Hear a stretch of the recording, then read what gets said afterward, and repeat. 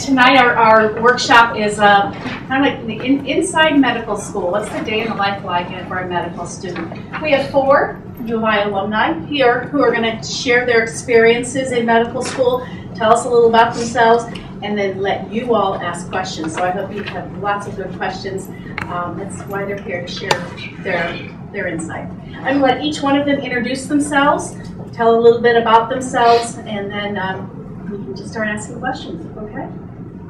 I'll turn it over to you. All right, thank you. So, hi everybody, my name is Jerome Chu. I'm a first-year med student. I went to U of I for my undergrad. I graduated in 2009, and I majored in MCB, and I did a minor in chemistry.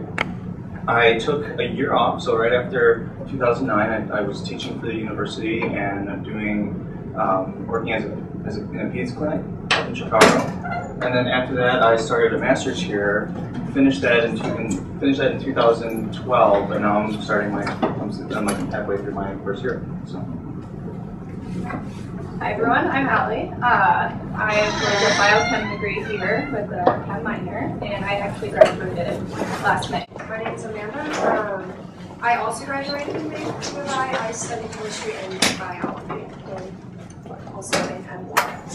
Hi, I'm Eileen. I'm also an M1. I also graduated this past May, and I was an MCB major in honors concentration. I'll start with questions to get kind of in full follow. Do any of you have like one piece of advice or that you want to share with the group in terms of what you did as an undergrad or what you did through your application process? I would say make sure you know you want to do this, because it's not easy. So definitely make sure you want to do it before you sign up. So. I think the biggest thing would be to definitely know that you want to do this, but at the same time, you want to have control of your life a bit, because during the application process, it can get kind of uncertain. Like, you don't know when you hear back from schools about secondaries or interviews or anything like that. Everything is just so dependent on something you can't control.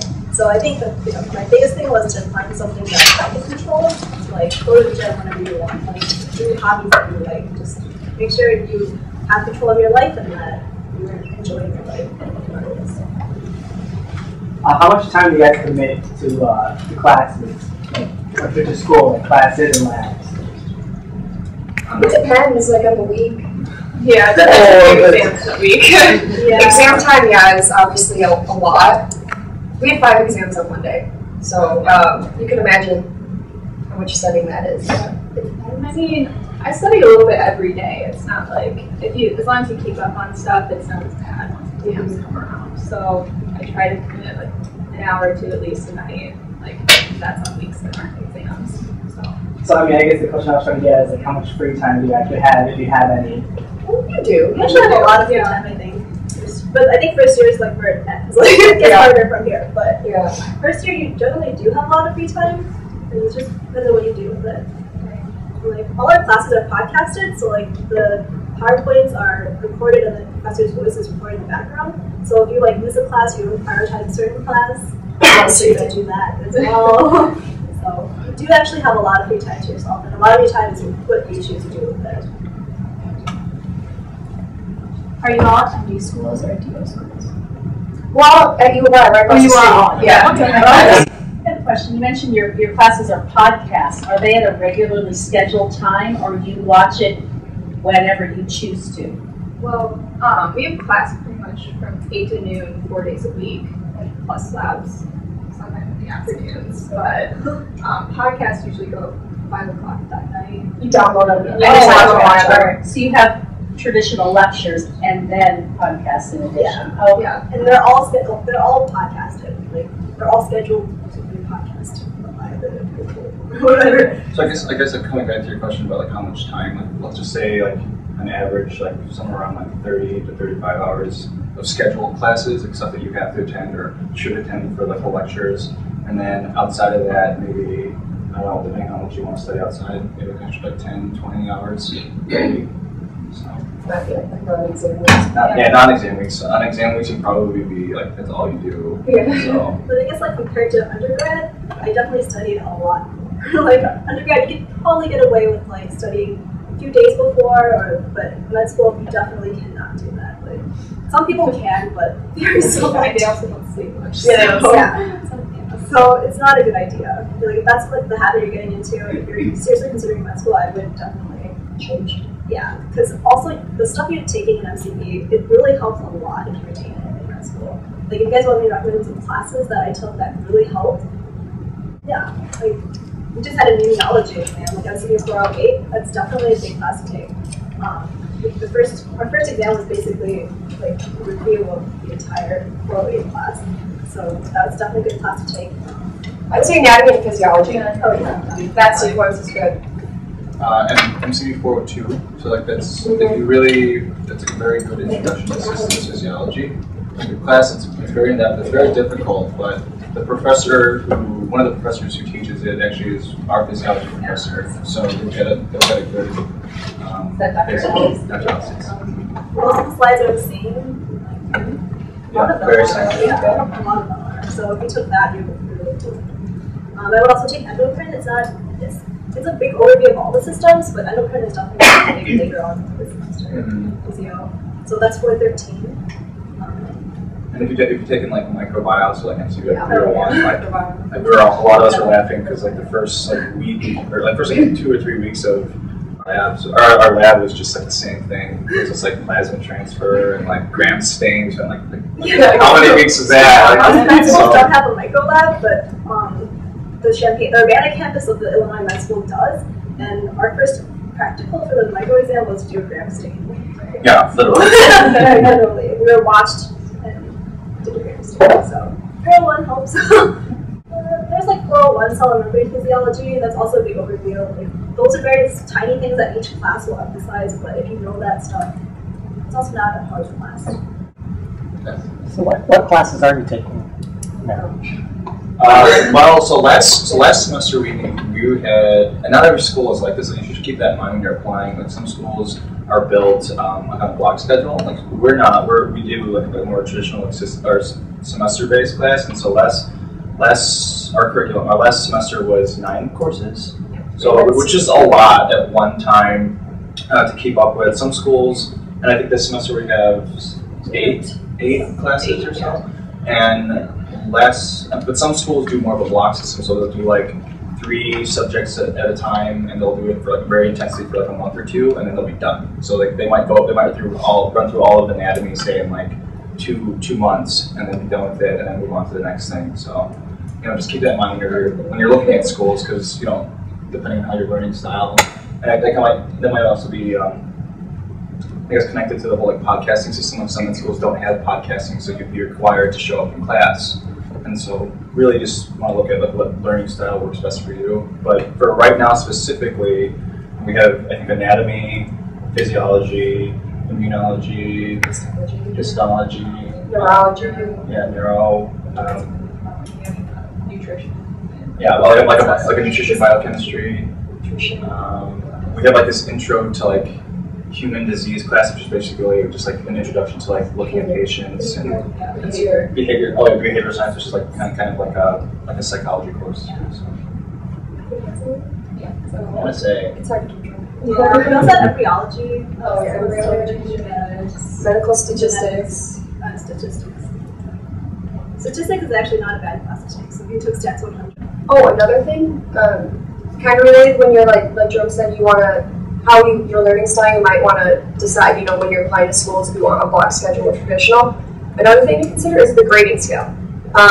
Some schools have A, B, C, D, F. U of I has pass-fail. So if you get a 95% or a 60%, you get the same grade. And that takes a lot of pressure off. They honor. Yeah, but it's nice. So like, if you really want to perform well, and we're all trying to perform well, but sometimes like if you're really looking at a particular specialty, they might say, okay, like you want to like get like an outstanding in like anatomy or whatever, and so there would be that room to get that good grade if you are working for it. But it doesn't really matter. No, you're not pressured to be like all A's. I know Yale, they also do a pass-fail first years. I'm sorry. At Yale, they also do like pass-fail, but it's U of I pass-fail for all the grades. Just the first 2. Yeah, so it's the same way. Because when you're third year, then you get real grades. Yeah. I heard something I was talking to a friend of mine who interviewed at Yale, and I heard there was a very interesting system. So they were telling us that they don't have grades. Period. I thought, like, someone told me that. Yeah, it's pass fail. They don't. It's almost like they have no exams until like a final exam.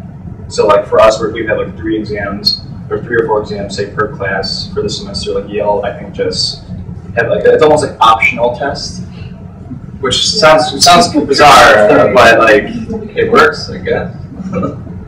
So that's another thing to consider. I feel like on top of making it less stressful, I feel also like kind of weeds out people's competitiveness. I mean, you're all pre-med, you're somewhat competitive for good grades and stuff.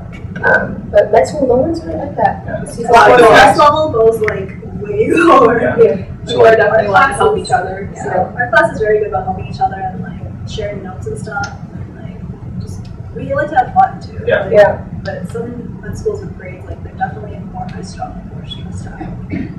like when you're looking at class, or looking at schools, like you just want to make sure that you're in an environment that you think you can thrive in. Like outside of just like the academics, make sure that everything else is there. So like if your support system, say in Chicago, like your family, your friends, like maybe you want to be closer to that. And yeah, it's really nice having. I feel like we got very lucky. We have a great class. It's been nice to like feel like that support. Everyone wants you to get through. But say like I don't know, that's present at every medical school. And like the competitiveness, like that, it does play a factor. Like I know for a fact, like at University of Pennsylvania, like I think they do like straight up rankings. Like you will get ranked 1 through, let's say 130, and that will be on your transcript, which definitely brings a lot of stress. So. What's your day like in med school? Like how does your schedule play out? You have like 4 lectures usually in the morning, then you get an hour Always for lunch. and then it depends. Like next week we have histology lab and neurology lab in the afternoon. This week we have no labs in the afternoon. How long are your lectures and labs? Lectures are 50 minutes a class usually, and then Labs, labs are 2 to 3 hours per lab. It's really not that bad. You get used to it too. I felt the first few weeks of medical school were the hardest Yeah. because you didn't know, you have to adjust. But once you get used to it, it's not. We have 5 exams in. Right? I think for me and for a lot, I could say for a lot of our classmates, it was a big adjustment taking multiple exams at one time. So like, right now, like you guys are like looking at just one exam and you take it, like it's a little weird taking like 3 exams. It's just like you sit at a desk, 3 exams right there and then and there. And I think at some schools, I think like next year, like they won't even tell us like what like exam, like what course you're actually like looking at, like the questions. So say you had like 30 questions. Yeah, I know Peoria to do that. So say you have like a histology exam, an anatomy exam, and a physiology exam. Next year, like they would just. Well, right now we can just take them separately, but we're taking them in order. Next year, I think they just throw all the questions in like, and you just take it. That's it. But that's good for step 1 preparation. Yeah. So you're like going to be like integrating like all of your knowledge. Yes. I know you said you took a year off. Did that help you in any way, do you think? Well, okay, so I started pursuing medical school kind of late. So when I actually decided that it was time that I wanted to do this, it was at the end of my sophomore year. And typically by that time, like most I've seen like kids with their CVs who are like already like 4 pages long by then. So it's hard to like. It was, I guess, it took some time to get myself ready to apply because there's so many things that you like need on your application now just to get in, and like starting so late, like I just didn't have that. But definitely, I think it helped a lot. Like I was teaching for the university and having that experience, I learned that I really like to teach. I was working a lot with like kids up in Chicago and like a pizza clinic, and that was just kind of solidifying my desire to like pursue this. So, Allie, are you the only one who went straight to medical school to be able to? No, we did. All 3 of You all us. 3? Yeah. Okay. So, do you want to talk about your application process and how you managed your time while you were still a student and doing all of that? Do it early in the summer. In the summer, because Submit, it opens June 1st, submit June 1st. June 1st. I made that mistake. Me too. So definitely. Within the first week. Yeah. Submit it early. I mean, if you do it over the summer, it's not that, Yeah. big of a deal. But if the later you submit, the later you get your secondaries, the later you're on. Yeah. Like interviews are, so it's just better to do it early. I'll do it The early. stress level just gets way higher because all your friends are probably pre-med. You're all Yeah. going back and you're like, oh, what's going on? Yeah. But personally, I signed up for the MCAT my junior year. I was going to study over winter break, take it in January, and I did, but then didn't do as well as I wanted to, so I retook it again in June. And for that one, I just kind of didn't really study during the semester. I'm not sure how people study during the semester for this. Yeah, Like, I couldn't do it personally because I was doing research and like working, which just did not mesh with my schedule. So I studied after the finals, and like I did okay. And definitely start working on your application like second semester of junior year, because your personal statement is probably going to be the key factor in terms of getting secondary, and you want to get those as early as possible. So you have a good personal statement. That's like your first step, basically. So start working on that early. Send it out to as many friends, family members, whoever as possible, like advisors, even. And I think that once you're like done taking your MCAT, once you're done like sending out your application, and you're just waiting, you should really try your best to schedule like other activities. Yes. Because the wait is terrible. Like just that anxiety. To get your score, you can't do anything. You literally can't do anything. So just have fun. Yeah, go on a road trip, do something. Yeah, definitely. Don't stress that too much. Once you've taken it, celebrate. I would definitely recommend taking the MCAT in the summer. Like, Yes. I tried doing it during the semester, and It was horrible, me too. Like, personal life was just gone. And I mean, all It's I did always was just like in the back of your head, like I need to study for the MCAT. The dates are always close to April, so it's close to finals time and your third exam. Like, it's just not good. I mean, I would take it over something like between your sophomore and junior year. right. Take it between your sophomore and junior year, because then if you do not score as high as you want, you have more chances. But if you could get out of the way, your life will be so much easier. Do you guys have any international classes? Some schools, Do we? so it's kind of, there are, because I know some schools are friendly to that, some schools aren't. Like, it depends on what you mean by international. So, like, I know there are several kids in my class who were born and most of their lives in a different country, but then they've lived here and did like their undergrad here, and then they've applied. You'll have to look at the school. So I think if you look on the MSAR website, it's like if you look on like the AAMC website, they'll show a breakdown of how many like international students will be accepted per class. So that will give you a good idea of which schools are friendly and which ones you can apply to. Going back to the application process, can you guys talk about like how to build your application? Like, do they look for internships? Like, what goes into like how you get to select? do research. So Any kind of research. It doesn't really matter. It's like something you're passionate about, definitely that you can talk about during your interview is definitely more important than getting into like a bio lab or a chem lab or something. So if it's a psych lab or community health lab, something you're passionate about that you can talk about. And unique. Right. Yeah. Right. Try to have at least one unique thing. Because think about all the pre-meds, right? Same classes, all, do a lot of the same activities. I would definitely try to find one unique thing. like everyone does volunteering at some point. Like definitely. I mean, I got asked about my research in every interview. I do. What were your activities when you were undergraduates? I worked at prep staff, MCB, that was like 3 years. I did research for 3 years also. I started my sophomore year. I did intramural volleyball one semester. Did clubs. I did the Service Trinity Alpha Phi Omega. Volunteered at Carl. The usual things, I guess.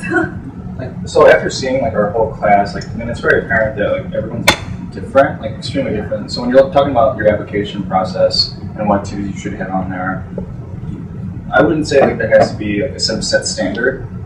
So like, I mean, yeah, everyone's probably like dabbled in research at least, but some of us might have had only research. Some of us might have only volunteer work. It's just a matter of like, I guess like highlighting whatever strengths that you have. So whatever that is, just make sure you can present that as well as you can on paper and then in the interview tomorrow. But I'd definitely say research. I mean, you just want to be exposed to research at some point so they know that you at least have seen it. How did you guys get placed in Champion versus anything else? Well, it's interesting. So you apply, right? You get your secondary, you get your interview, and then you go interview. And if you get in, you get the letter, congrats, you got admitted. Give us $100 to save your spot. And then after you give them money, then they tell you which campus you're going to. Yeah. So it was a bit of a surprise. And no one knows, no one really knows how this is done. So it's like, you'd be like, okay, like, I live right next to UIUC Chicago, right? And you'd be like, okay, like, not for me, but some kids are right from there and they got a place here. So it's just, I don't know why. Is there a part of the application that you can like put a preference, but I don't think there's, you don't have a say. You don't have a say in it. It's kind of random. Yeah. Like I live 10 minutes from the UIC campus in Chicago, so that place too. I think I was the one who actually chose here, but that's just because my family's from around here. But it really didn't turn out that bad. Like I really like the people here, and I'm really glad I moved down here. Yeah, it wasn't a bad thing. Even just being familiar with the area, I'm sure that took a lot of stress off. Stuff we already knew everything was. I'm sure some of our classmates, And if you're doing like so for like UIC in general, I guess we get the same amount of loans. So all of us, so our classmates in Chicago and here. So if you're talking about like your lifestyle, like definitely gonna say $1,000 goes much further down here than in the city. So. How many schools did you all apply to before? I applied to 13. Yeah, like 12 or 13. I think they also look at that, but I know I went to state Illinois, so the majority of my schools were Illinois schools. But I mean, as a general rule, if you can afford it, I'd say the more the better. Definitely. Get the MSR book, MCR book. You can do it online too. Yeah, it's online. Yeah. It's like great research tool. And that just outlines different schools? Yes, every school. Average MCAT, school, yeah. average GPA, how many people did research, The women, male, race. Race. national students. Like mission statements from the schools. This one does a curriculum, I think. It goes through curriculum synopsis. Prereqs. Prereqs, yeah. So like what classes some schools will be different, like some schools will actually require you to have biochemistry, some won't, some will actually ask for like a second semester or some won't, so. And I believe that the Career Center has that in their resource room, and Jennifer and I were just talking, we think that we have one in MCB advising also. It might be a year or two old. It's one that we won't let you take off of the premises, but you could, give us your ID and sit in our resource room and look through it. So if you want to check with your advisor in MCB, we may have a copy that you can look through. Could you talk about just like your interview process and just like how you prepared for it, such kind of stuff was asked? Biosuit. Biosuit. Yeah, biosuit. Yeah, go on with the jacket for sure. You need a jacket. Even girls, yeah. Girls definitely wear pantyhose. Like, if you can research things about that, definitely do. Like, be safe. Just be safe. Do everything you can. How I prepare for it is, I mean, I'm sure you guys can already guess what questions they're going to ask, right? In an interview for medical school. I kind of just ran through each question. I was pretty sure I was going to get asked, and I kind of rehearsed what I wanted to say. I also looked at my AMCAS application a lot because all my questions stemmed from that, your application. So definitely know everything you wrote.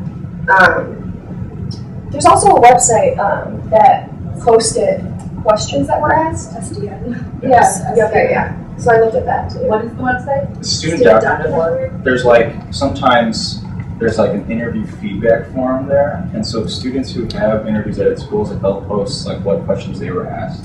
And that was very helpful. Yeah, and it goes years back, so that it could be the article a collection of 10 years on there. I also got questions about current topics in healthcare, so that'd be a good one to make sure you know what's going on. Oh, I would say use those mock interviews that you can get. I think they're free at the Career Center. You can just go in there and someone will interview you and give you feedback. I think they really help you a lot. But do make sure you're kept up on current events, because my friend that interviewed this cycle, he said he was asked about the gun control policy and what he thought about that. So and a lot of those things are how much you know, but what you think about the issue. So you don't have to be well versed in Obamacare or something for everything. Just have an opinion and be able to back it up. Would it be considered a competitive score, GPA and MCAT wise? I think our average is 31 or 32. Yeah, 31 or 32 is the average, and then I think you have 37, 36, something for your science and your cumulative GPA. Did you guys take ethics classes? That's important. Ethics? Yeah, ethics. I never took a community health class, but I've never taken a formal ethics.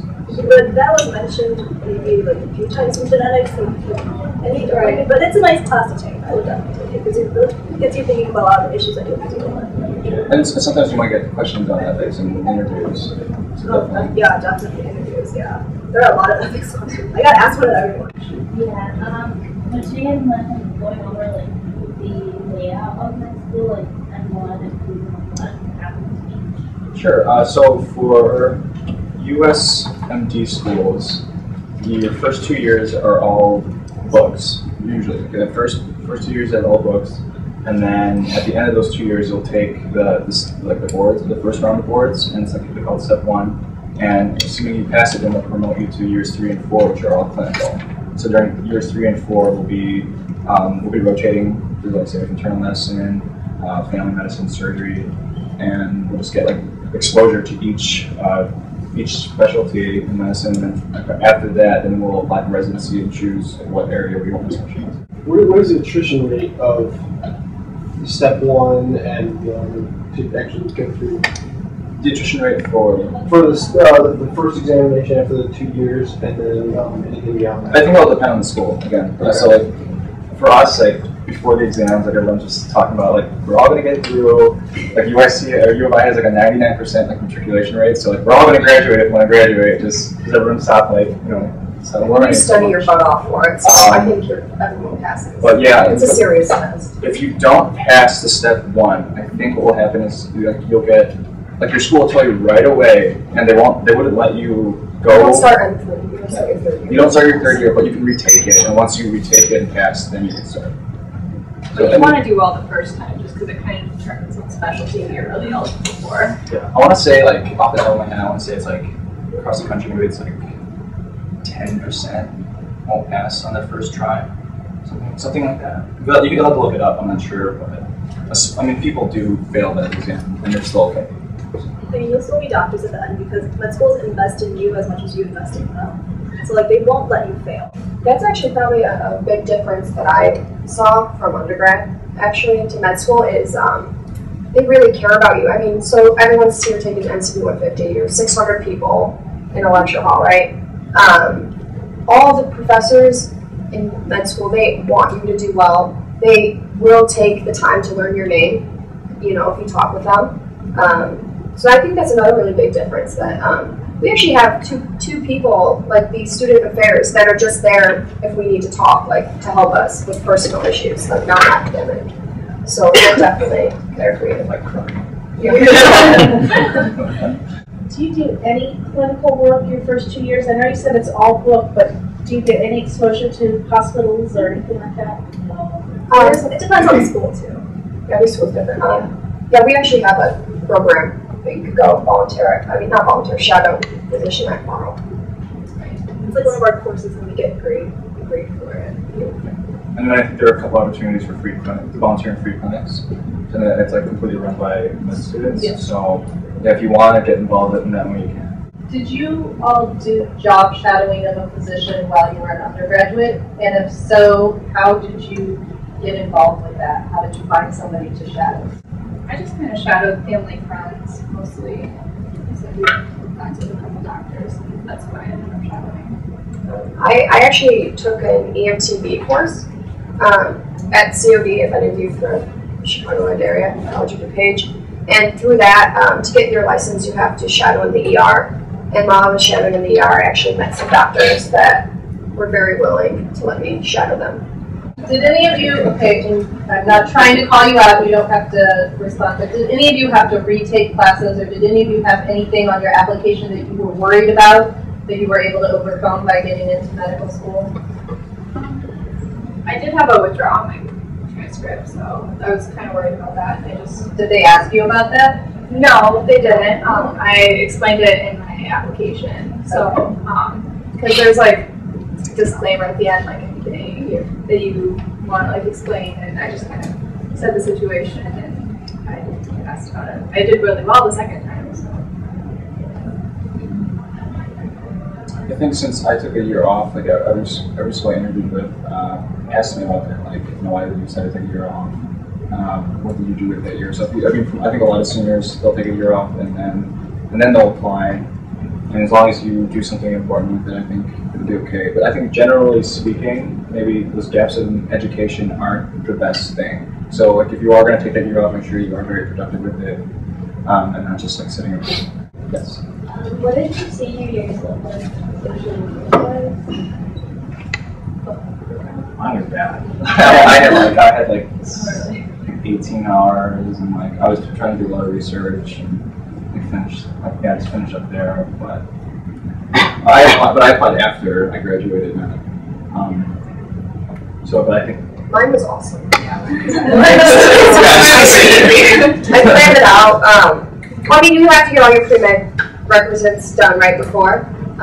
So, I mean, I applied between junior and senior year, so I had to get them done junior year. So junior year wasn't fun, but senior year was a lot more laid back, definitely for me, especially once I got in. Yeah, you can find out as early as October. So yeah. Definitely get your applications in early. Definitely enjoy your senior year. And as long as you don't like fail in classes, like you'll be okay. Yeah. So I was supposed to do a senior thesis for my research lab, but then my professor decided that because I wasn't going to grad school, that he didn't want me to do a thesis anymore. Like also, he didn't want to invest time in helping me with my thesis. So my second semester ended up being completely free, and all I did was work and enjoy it. So that's what I meant. And I finished all my major classes early. Definitely plan out your schedules. And I only had one major, so it wasn't that hard. But definitely plan out your schedule. Could you guys tell us about the different research that you did, and what in that did you find valuable, and what in that would you tell us avoid this or avoid this aspect of research or anything like that? I started out undergrad wanting to pursue an MD PhD, which they also have a program here for. So I really did want to get into research early on, but then after I got into it, I realized that was definitely not what I wanted to do. Because I spent literally, sometimes I would spend 20 hours a day in lab over the summer because I would do stuff in blocks and that would just take forever. And I didn't talk to anybody because our lab was small too, so it was not fun. But that's what I found out about it. But I guess there are research opportunities that you can enjoy. And this really depends. Definitely pursue lots of options. Keep your options open when you're looking for research. I did chemistry research. I was a chem major with Professor Silverman and Ariel, and it wasn't medically related, but I really enjoyed the experience. I actually had a really great lab. I met some good friends. There was it's a larger lab, so there were about 10 undergrads maybe total. So it was a good group. Even though it was chemistry related, it wasn't medically. I still liked it, the experience. It's a different type of thinking. It's not, where everyone here is so used to like memorizing, repeating, regurgitating, for a test. It's a little more out of the box. It's more abstract, and it gets you exposed to just like science. Because when you're a doctor, like you never stop learning when you're a doctor, right? Research is always going to be coming out with new stuff. So you have to be able to read research articles. You have to be able to, think about stuff like that. So I really enjoyed my experience. I worked at a biochem lab, and it was kind of similar. Like there was a good group of us there, so I didn't mind being in lab. It was actually pretty fun. And yeah, you just learn to definitely, if something doesn't work the first time, then or the second time, then you have to be creative and come up with new solutions to different problems. So that was a really good thing. Yeah, I did the genetics research. I think it was through the Department of ACEs, and it wasn't medically related at all. And so I think if you're looking to do research, you definitely should enjoy it and be able to talk about it. Because that's not going to help you at all if you don't like your research. And when you actually do present it to an interviewer, you're going to it'll be apparent that you just did it just to have it on your application. And don't get into research just to get a paper published. That's not necessary for your application at all. A lot of people think it's the cherry on top, but it's not a big deal. Most undergrads will not have a paper published. If you get into a lab for that, it's really hard because you really have to be self-motivated, and if you want to be first author or second author, it really depends on the grad student that you're working with. It's not a big deal. That should not be your priority. Just research the professors, and when you ask them to be part of the lab, make sure you know, they'll be able to tell if you've read their webpage or not. at all look to be what they actually do. About letters of recommendation, who did you use for your letters? Well, your research, we do research. That's a great letter to get. That is the letter. Did you have to use 2 science faculty and 2 non-science faculty? I think it's two. Two and and one. So 2 science and 1 non-science. MCB will also tell you what schools require for that. True. Every school's different. Yeah, every school's different. I think like Loyola needed 2 science and like 2 non-science or something like that. And like some schools only need 3, some schools need 4. Some schools will ask for a doctor. Yeah, some schools need like a whole bunch. Or a physician. Is someone you know well. Like my best letter was probably like I was a TA, and so my boss was definitely probably my best letter because I knew her the best. I thought the hardest part was getting that non-science letter, right? We were all in a lot of science classes. So anytime you do choose, when you have to take gen eds, definitely get to know the professor. I took like a 25-person like advanced comp writing section, and I had, it was 25 people in a class, and we just had discussions every, twice a week. So I got to know my professor. That's how I got it. My non-science was actually from my social work class. That's because I knew my TA pretty well, and I had my TA write it, and I had the professor co-sign it, but like she had the professor co-sign it, but like we all 3 of us talked about it, and like it was fine. So that's also an option. Like, it's not. I don't know if it's like there are any pros and cons to it, but let's see what it is. I think if you are going to have a TA write a letter for you, it definitely has to be co-signed by the faculty. Actually, 2 of my letters were by TAs. Was one of your science your research, or was that separate from the professors? Mine were separate. Mine was separate. Yeah. So you had like 2 science and then because some of them they want research. that were actually your professors for classes. Yeah, so you just ask everyone. Yeah, I covered my bases. I did more than the required 3. I just covered my bases and then sent them all. And I was like, you can read them. You need your letters junior year. So ask early because some professors take their time. Yes. First semester junior year. I think mine's senior year. Well, I only senior exactly. Like. Do you guys know, would math or physics be considered a non-science? No. I think math and physics are science. Kinesiology is, I think, counts as a non. Or no, it counts as science. That's science. Psychology, I think, is a non-science. Psych is not science. Yeah, I think they say math, bio, physics, and chemistry. Those are all. And even like neuroscience. Those are all considered science letters. The application will ask for your BC/MK GPA, which is your science GPA, biochem, physics, and math. Are there any gen eds that you took while an undergrad here that you were really glad that you're maybe using some of it now, or wish you would have? Medical ethics. Isn't there a medical language? Yeah, I didn't take it, but I know that'd be nice. Yeah, medical terminology was like Greek and Latin roots. Yeah. That was an online class. 102. Yes, that definitely helps. Definitely take that. Even if you don't take anatomy and physiology, take that. If you don't have time for anatomy and physio, take that. Because if you know those terms, you know your anatomy, basically. I didn't take anatomy, but like I'm doing fine. Those of you who did take anatomy and physiology, did you take the labs or just the lectures? I did both. I was the first semester when it switched over to the 244, 245, 246, 247 thing. I took that. I really liked it. I only took the lecture. I kind of wish I would have taken the lab just because, we get a list of like 200 structures. Like, all right, go learn them. So I wish I would have. Even if you don't remember all of it, you'll remember some of it. And learning something a second time is much easier. So. In terms of like financing that school, is it pretty easy to get loans to cover it, or is it more?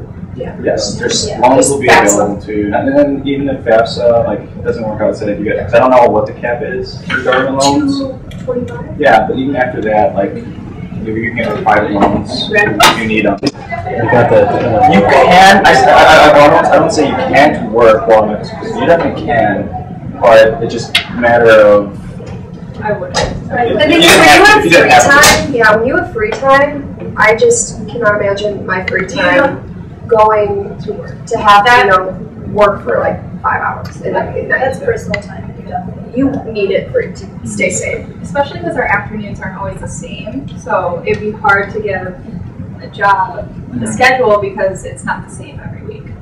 Like the people I know who work in our class, they all have families. So like, and they won't even be working during school. It'll be like during all our breaks or on weekends if they might do like I guess like a part-time job out on the outside, so they can just. What's like the range of kinds people in that school? Like age-wise or age and like. We have a 50-year-old. I want to say, yeah.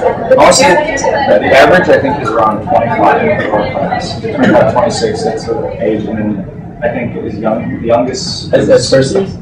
As first years. The youngest. Probably the youngest. Yeah. We're coming straight from. Yeah. Well, there is some like. Yeah, there were a couple who turned to 21 while we were in school, and then there are, again, like someone who's like 52. Well, all of them are GPA from my states. Yeah. I think I'd say about maybe a fourth of our class came straight from. Yeah, maybe like another fourth took a year or two off. Or maybe more than a fourth. Yeah, I'd say like half are took a year non-traditional, maybe like half are right out of undergrad. Going to grad school, you consider anything? No, yeah, you'd be considered non-traditional if you did anything but just go straight in after undergrad. So if you like don't end up with that high of a GPA in those classes, like does having a lot of extra like, experience, does it help a lot, or are they pretty separate? I can talk. One of my roommates went to Northwestern in their chemistry program and was very difficult program, and he did not. I think he only had a 3.0 GPA, and he still got it. So it's not everything. Numbers aren't. Numbers aren't everything, but I mean. Then there are other programs that kind of make it easier to get into it. So. Don't give up, like just because you had a bad freshman year, or whatever. I mean, you can still. You have a few B minuses, don't worry about it. Yeah. Overall GPA. So I think like initially how schools will filter you out, like once you meet a certain threshold, so say that's like a school could be like a 3.0 science GPA, 3.0 like or cumulative GPA, then you get put into like the next phase, you get sent like a secondary application. And then once you fill that out, then they'll put like another filter on you until you get to the point where they interview you and so on. But most of these schools do like a points thing, so it's like an algorithm. Yeah, there's some sort of algorithm for it. So like numbers aren't everything. They'll just get you to the next part of the stage, the next part, and then it'll come up to you and your individual components. I think in terms of building a portfolio of things that you are doing to prepare for med school, the med school admissions counselors that I've spoken to have said that they would prefer they see you do one or two things consistently so that they know that you were invested in that and could make a difference in that, than to dabble in a lot of little things. So quantity is not necessarily the best thing. It's the quality of what you're doing. So pick a couple of things that you are really passionate about and interested in, and do those, and do them consistently. Going along with that, like the longer you do something, also like brings in more leadership opportunities, and that also is really It just gives you something to talk about, when you're interviewing. It puts you part, like we were saying, try and be unique, do something to make you unique. And if you did 8 clubs, one a semester, or you did, one club and you got really involved, you doing projects and stuff, obviously. It's really good. This is mainly for the females, I guess. Sorry. I've heard a lot that like later on if you want to start a family, that's like really hard to do during residency and that kind of thing. Like, so you guys work with like female physicians through that family, and how does that kind of work? I mean, I'm shadowing a female physician right now, and she said she had 2 kids in residency and just had her 3rd. So you could definitely make it work if you want to. It also depends on what field of medicine you go into. Doing neurosurgery might not be the best option for someone who wants a family. You're on call all the time, but it's definitely possible. Kind of curious, like how much like a drinking ticket is affecting. Did I look at that? Okay. That's isn't that considered a city ordinance? Yeah. You'll have a criminal background check. Most schools in the U.S. will do that, and so I think it's only like felonies or misdemeanors that you have to report. I think a drinking ticket. I think it's a city ordinance. Yeah. Is it? Champagne? Not champagne. Not champagne. What misdemeanor they look at? I mean, alright, I'll just say I had one. I had bad, but it was spring break, and like I just explained them on my application. It's not like I had all of these things. It's just like I got this many drinking tickets. Yeah, You know, let's explain it. like you're in college, like I still understand. I actually went to when I was pre-med, I went to something like this, and one of the people, someone asked about drinking tickets, they're like, they understand you're in college and you're going to have fun. Like, as long as you explain it, like, don't try to hide it, it'll be okay. Yeah. Just be honest. Definitely. How do you guys determine what field of medicine that you want to practice? Where does that come about? Will practice play into that? I personally have no idea what I want to do. I'm waiting for the third and the fourth year to do rotations. I'm trying to keep an open mind. But some people I know that, you know what they already want to do. I mean, I think there'll be a balance if there'll be things that you really love, but you might not like the lifestyle that comes with it. So, I mean, I know a lot of people who love surgery, but they don't like the lifestyle, so they won't choose it. So it kind of depends on what you want out of life. Because there'll definitely be like a lot of room to just push straight medicine, like this is all you want to do. But if you want to have things outside, then your lifestyle is going to play a big factor.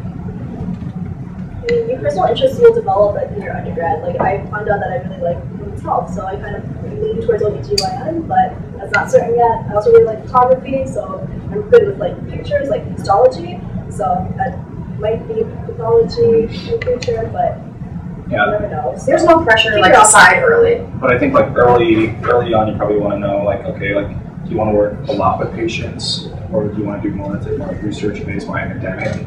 So like say like pathology, for example, like you're not going to be talking to patients, and it's and really you'll just be you do a lot of research in pathology or in surgery, like you like to work with your hands. Maybe you don't like to work with your hands, so you like talking to people, so you might go psychiatry or something. I mean, there's so like I guess like knowing your preference and knowing your personality, what you want. If you want to do like work in a big hospital or clinic or like small clinics, stuff like that. I think it definitely becomes more apparent once you get later on and you actually are working with patients. Yeah. And then I think going back to like the whole like on-call thing, like some specialties are shift-based work. So like emergency medicine, like you'll do like in a given month, on average, you'll probably do like 10 to 13 8-hour shifts, and then that'll be all your work for a month. And then once you're done with your shift, like you leave the work there. Where some other specialties, you're going to get that on call, you're going to have to come in a lot more. So you can always work part-time too. So like if you join like a big practice, there will be room to just work like say like half time or less if you do want to start like a family. It's a lot of the women that are doing the surgery and a lot of the men that are staying at home. Like, they're a two-physician family, but the men will take the lower-paying profession just because he wants to stay at home. The women kind of wanted to pursue more later. So it really depends on your family. Do we have any other questions? Assuming it's not super so, assuming you are in a relationship, how do you manage that with significant other? It's very doable. So like you can if you're dating a med student, you can match together, like in the same city, same year too. Yeah, you have same year, same city. Yeah. But I mean, or like for people who come in and they're already married, so we have a lot of people who are married, have families already, and I mean they make it work. So they should tell you that there is time for that. They can make, as long as you just set your priorities and okay, like.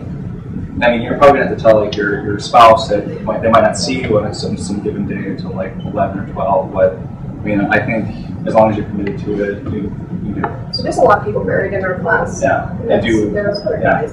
Like I have a friend in our class. Like he commutes from Bloomington every day. Like he's driving an hour from Bloomington because his wife's a teacher out there. So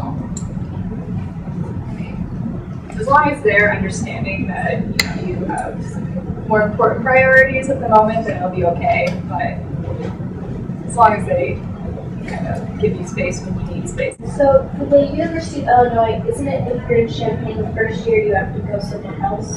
Do they only keep MD, PhD students here?